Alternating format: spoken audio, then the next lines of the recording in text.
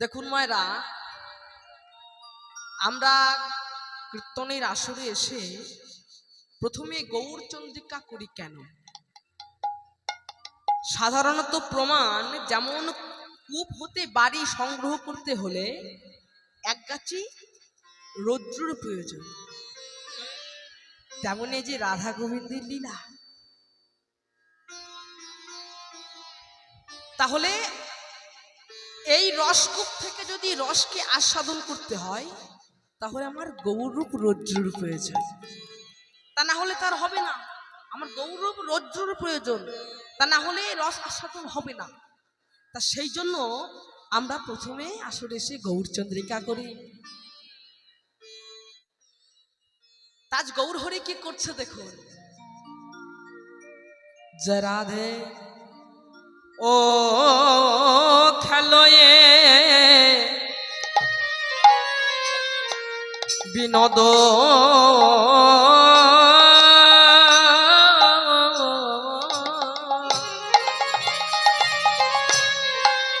আজ খেলোয়ে বিনোদ খেলা,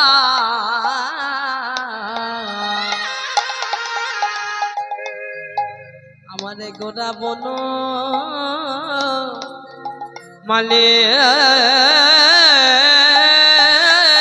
ও খেলয়ে বে বিনোদ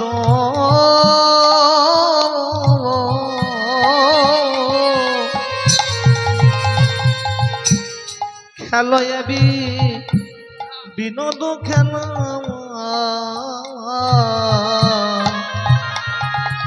আমার গোরা বন মালি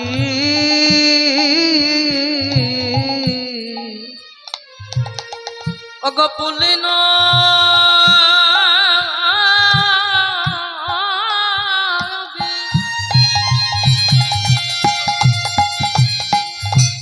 পুলিন বে হাত কদে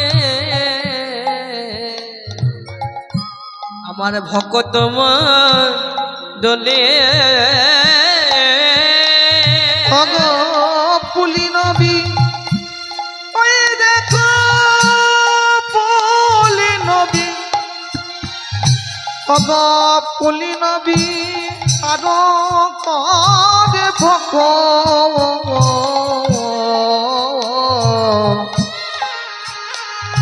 অগ ভকতম মণ্ডলী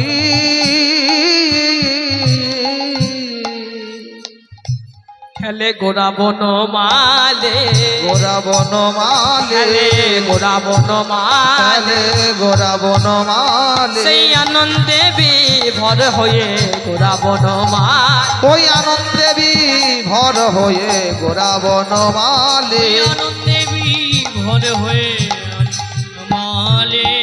জয় রাধে। দেখুন মায়েরা, পদকর্তা বারবার বলছেন গৌর সুন্দরকে, বারবার বলছে বনমালী। খেলোয়ে বিনোদ খেলা গোরা বনমালী, গৌর সুন্দরকে বারবার বলছেন বনমালী। গৌর সুন্দর হচ্ছে হৃদয় উদ্যানের বনমালী। দেখুন, এই মালী দুই প্রকার। এক প্রকার মালী ধনী ব্যক্তিদের বাগান বাগিচা রক্ষণাবেক্ষণ করে নতুন চারা গাছ রোপণ করে এবং সেই চারা গাছ বৃক্ষে পরিণত হয়, বৃক্ষে পরিণত হয়, সেই বৃক্ষে ফুল পুষ্পিত হয়, পুষ্প পত্র পল্লবে বিকশিত হয়। তা এই এক ধরনের মালী। আর আমার গৌর সুন্দর কি করছে দেখুন।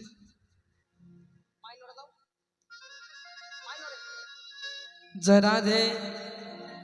এই দেখো রোপণ করেছে, রোপণ করিছে দেখো রোপণ করেছে, ওই দেখো রোপণ করিছে ওই কৃষ্ণ নাম প্রেম বীজ রোপণ করেছে, ওই কৃষ্ণ নাম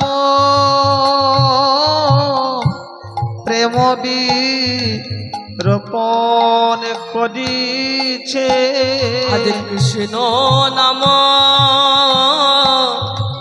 প্রেম বীজ রোপণ করিছে কৃষ্ণ নাম প্রেম ওগো চোখের জলাঞ্জলি দিয়া ভগ কৃষ্ণ নাম প্রেমের বীজ চোখে জলাঞ্জলি দিয়া ভগ কৃষ্ণ নাম প্রেমের বীজ চোখে জলার জলি দিয়া রোপণ করিছে। দেখবেন মায়েরা, কোনো নতুন যদি চারা গাছ জন্মায় তাহলে তার নিচে যদি কোনো আগাছা জন্মায় তার বৃদ্ধিতে বাধা দেয়। তাই আমার গৌর সুন্দর সব তুলে ফেলে দিচ্ছে, সব তুলে ফেলে দিচ্ছে। তাহলে এই এক প্রকার মালি, আরো এক প্রকার মালি আছে যে বনে বনে ফুল তুলে মালা গেথে মালা হাতে ঝুলাইয়া জীবের দাঁড়ে দাঁড়ে ঘুরে বেড়ায়। কে মালা নেবে, কে মালা নেবে বলে ঘুরে বেড়ায়। কিন্তু দেখুন, এই মালির সঙ্গে কিন্তু আমার গৌর সুন্দরের তুলনা হয় না। কারণ এই মালি মালার বিনিময়ে অর্থ সংগ্রহ করে, আর আমার গৌর সুন্দর কৃষ্ণ নামের মালা গেথে জীবের দাঁড়ে দাঁড়ে ঘুরে বেড়ায়। বলে ধরমালা পরো রে, তোমরা ধরমালা পরো রে, তোমরা ধরমালা পরো রে, তোমরা ধরমালা পরো রে। আমি যতন করে গেথেছি তাই ধরমালা পরো রে। আমরা যতন করে গেথেছি তাই ওগো হরি নামের মালা রে ভাই, যতন করে গেথেছি ভাই, হরি নামের মালা রে ওরা ভাই, যতন করে গেথেছি রে। হরি নামের মালা রে ভাই। ধরমালা পর গো, ধরমালা পর বলে গৌর সুন্দর জীবের দাঁড়ে দাঁড়ে ঘুরে বেড়াচ্ছে। কিন্তু দেখুন, এই মালা নিতে কিন্তু কেউ এগিয়ে আসছে না। জীবের অভিমান দেখুন, বলে আমাদের কিছু নাই নাকি, শেষে একটা মালা ভিক্ষা নিতে হবে। জীবের অভিমানটা দেখুন কেমন। অর্থ দিয়ে যদি কোনো জিনিস সংগ্রহ করছে তাও করছে না, আবার যদি কেউ অযান্ত্রিক ভাবে কিছু দান করে তাও গ্রহণ করছে না। অর্থাৎ ভজন সাধনের দ্বারা প্রেম সম্পদ লাভ করার চেষ্টাও করছে না। আবার সাধুগুরু বৈষ্ণব যদি কৃপা করে কিছু দান করে তাও গ্রহণ করছে না। বলে কি আমাদের কিছু নাই নাকি, শেষে একটা মালা ভিক্ষা নিতে হবে। তখন আমার গৌর সুন্দর বলছে, আরে জানি জানি তোদের কি আছে কি নাই আমি সব জানি, হরিবল হরিবল। তবে মালার বিনিময়ে যদি কিছু দান করার সাথ থাকে তবে আমায় দিতে পারো। দেখো দেখো আমি দু হাত পেতে কেমন ভাবে দাঁড়ায় আছি, যদি কিছু দান করার সাথ থাকে তুমি আমায় দিয়ে দাও। কিন্তু তাও এই মালা নিতে কেউ এগিয়ে আসছে। শাস্ত্রকার কলির জীবকে চারটি বিশেষণে ভাগ করে দিয়েছে: অন্ধ, পঙ্গু, অলস আর বধির। অন্ধ কেমন? পথে একটা সোনার থালা পড়ে আছে, পাশ দিয়ে পেরিয়ে চলে যাচ্ছে, দেখতে পাচ্ছে না, তাই সে অন্ধ। তাই আমাদের চারপাশে যে সাধুগুরু বৈষ্ণব ঘুরে বেড়াচ্ছে আমরা দেখতে পাচ্ছি না। পঙ্গু কেমন? না যে পরমার্থ ভাবে পথে চলাফেরা করতে পারে না।